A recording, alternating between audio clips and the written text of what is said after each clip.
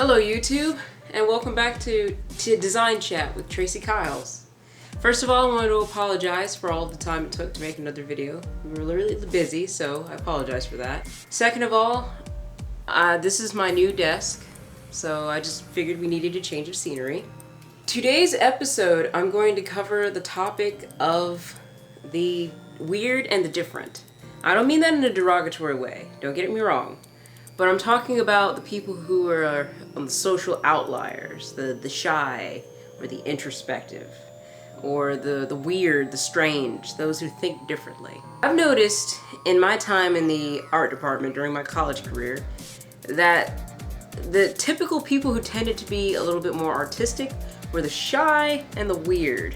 The first group I want to cover are the shy. First, let's cover the group, the shy.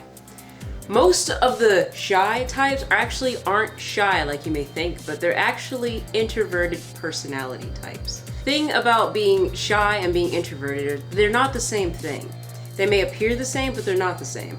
A shy person is more afraid of socializing. They're afraid of social groups. It makes them nervous.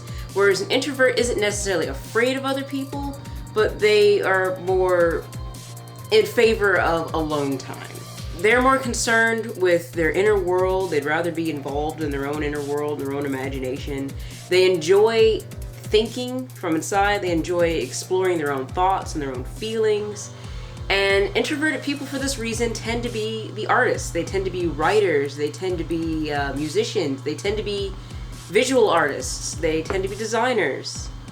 So, yeah.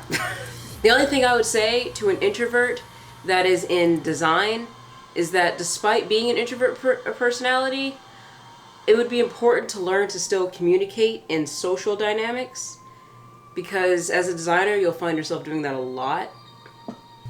The second group I would like to cover are the weird. Now, the weird, they could be the avant-garde person, the person who has a sense of trend before everyone else. They tend to see what's coming in style before other people, or they get an idea of what may come in style for years to come. A really good example I saw actually is in a link, which I'll put right here. It's a link that actually talks about the futurist movement and what it has to do with dubstep. But basically in history, sometimes the greatest minds were pretty weird people.